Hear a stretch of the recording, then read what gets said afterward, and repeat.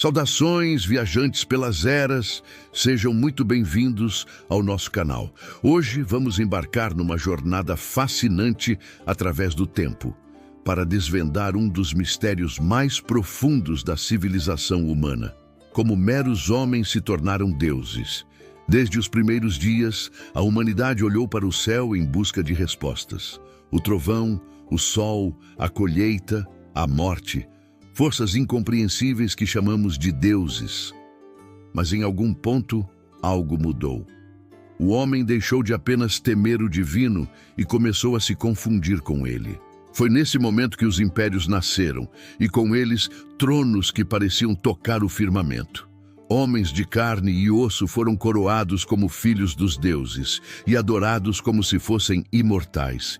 Preparem-se, pois esta é uma viagem por civilizações que ousaram colocar o divino sobre o trono da terra, por templos, palácios e tumbas, para entender o mistério do poder, quando o homem se tornou Deus. Nossa primeira parada é no coração do deserto, onde o Nilo cortava a areia como uma veia azul.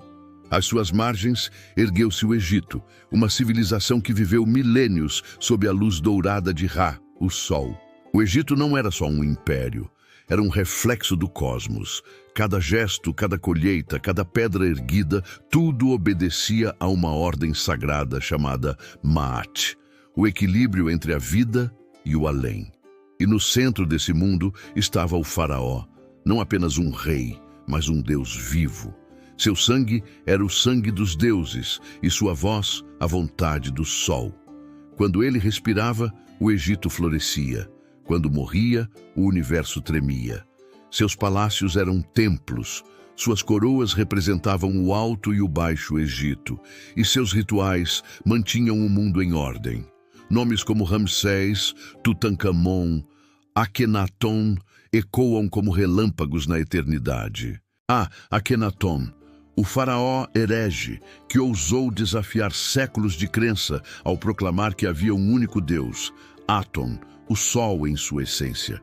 Foi amado por alguns, odiado por muitos. E quando morreu, seu nome foi apagado das pedras, como se os próprios deuses o quisessem esquecer. Mas no Egito, até o esquecimento tinha um propósito. Porque os faraós não morriam, eles ascendiam. Suas tumbas não eram apenas jazigos, eram portais, onde o corpo dormia para que a alma se tornasse uma estrela no firmamento. Nas margens do Nilo, povos inteiros se ajoelhavam diante de estátuas colossais, acreditando ver o reflexo do divino em olhos humanos. E talvez, naquele silêncio dourado do deserto, eles realmente vissem. Mas antes mesmo do Egito, quando os rios Tigre e Eufrates ainda eram o berço da civilização, na antiga Mesopotâmia, a humanidade aprendeu o poder da ordem. Os homens acreditavam que o caos rondava o mundo como uma fera invisível e que apenas os reis, escolhidos pelos deuses, poderiam mantê-lo afastado. Cada cidade era um cosmos em miniatura, um espelho da vontade divina. No centro, erguia-se o zigurate, o templo em forma de montanha, onde o céu e a terra se tocavam. Lá, os sacerdotes sussurravam orações a Anu, Enlil e Ishtar, enquanto o povo acreditava que o rei falava em nome dos deuses. Assim nasceu o mandato divino, a crença de que o governante era o guardião da ordem cósmica. Hammurabi, rei da Babilônia, ergueu sua famosa estela gravada com leis, mas antes de ditá-las, fez questão de dizer: "O Deus Shamash me ordenou." A justiça, portanto, não vinha dos homens, vinha do céu. E assim, a obediência ao rei era uma forma de adorar os deuses. Quando um rei caía, acreditava-se que os deuses o haviam abandonado. Quando o império era destruído, dizia-se que a vontade divina havia mudado de trono. Foi essa lógica que guiou impérios inteiros por milênios. Governar era uma extensão do sagrado.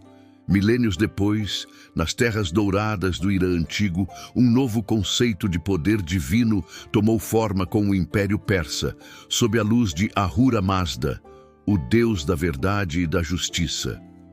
O rei persa não era adorado como um deus, mas era visto como seu escolhido, o guardião da ordem cósmica. O mais célebre entre eles, Ciro, o Grande, proclamava que o poder só tinha valor quando guiado pela sabedoria e pela misericórdia. Enquanto outros reis dominavam pelo medo, Ciro libertava povos, respeitava culturas e restaurava templos. Ele acreditava que governar com justiça era servir aos deuses. Assim, o poder se tornava um ato moral e o trono um altar da verdade. O zoroastrismo moldou essa visão. O rei justo iluminava o mundo, enquanto o tirano mergulhava na escuridão. Ser rei era, portanto, caminhar entre dois mundos, o da luz e o das sombras.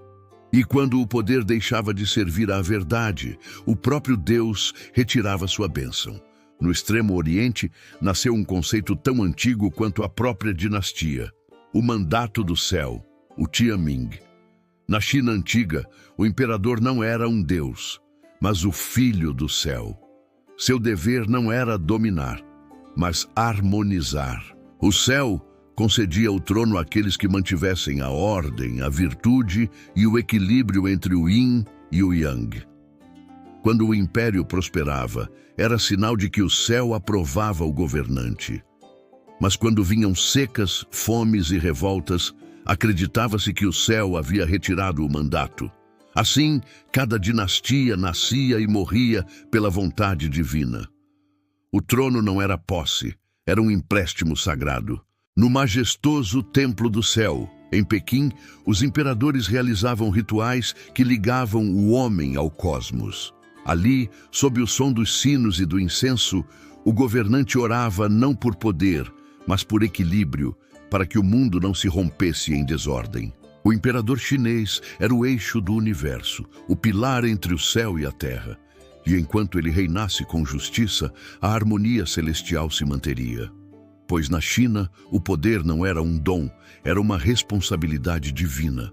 Do outro lado do mar, no Japão, o poder também vinha do alto. Mas ali, o sangue real era sagrado. Segundo as lendas, a deusa Amaterasu enviou seu descendente à terra para governar em seu nome. Assim, nasceu o trono mais antigo ainda existente na história humana, o trono do crisântemo.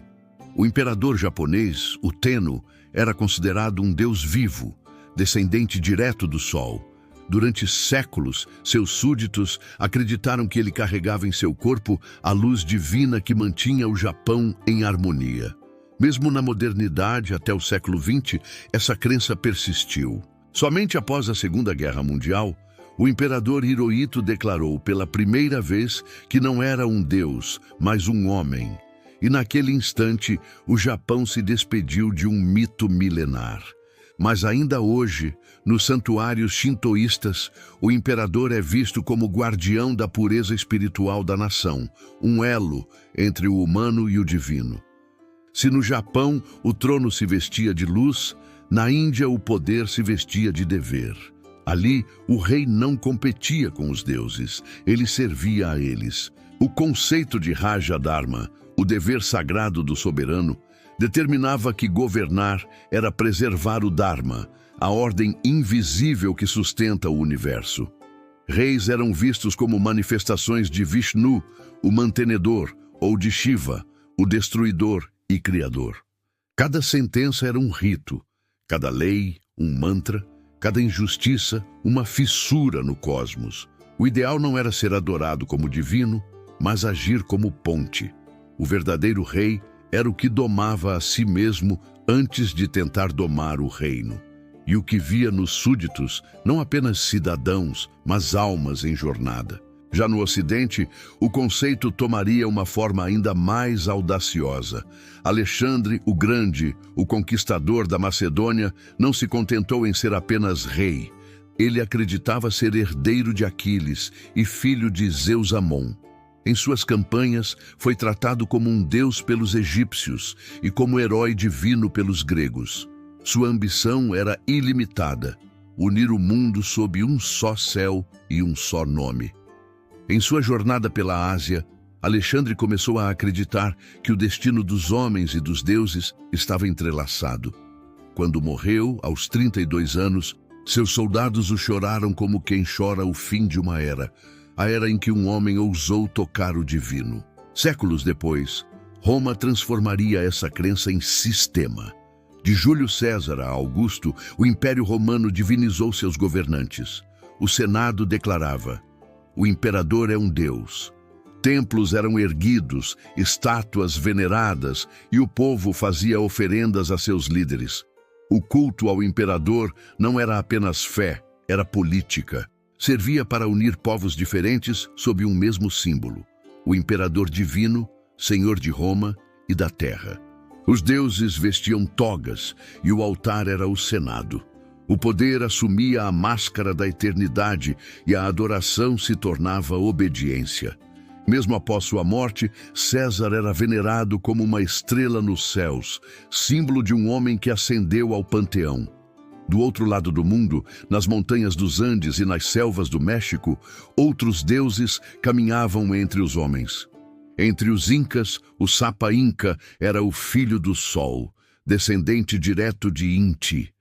Seu poder era absoluto e sua palavra sagrada. Os templos de Cusco e Machu Picchu eram construídos para alinhar-se à luz celestial. Para o povo andino, o imperador não governava apenas a terra, governava o ritmo do cosmos.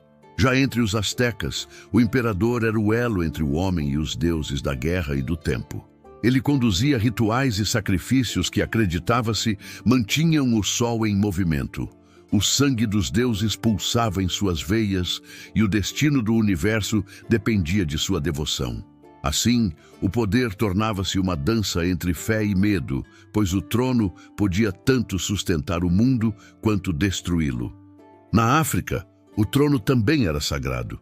Entre os povos do Benin, do Mali e do Congo, o rei era o guardião do espírito ancestral. Sua coroa representava não apenas autoridade, mas conexão com os que vieram antes. Nos rituais africanos, o rei não reinava sozinho. Reinava com os mortos, com os espíritos e com a natureza. Sua palavra era a voz dos antepassados. As máscaras cerimoniais, as danças e os símbolos eram pontes entre o visível e o invisível. O poder não estava no corpo do rei, mas na tradição que ele encarnava. E mesmo após sua morte, o povo continuava a se curvar diante de seu nome, pois nele habitava o espírito dos deuses. Assim, viajantes, de faraós a imperadores, de reis sacerdotes a conquistadores, vemos um mesmo fio condutor: o poder e o divino entrelaçados como o sol e a sombra.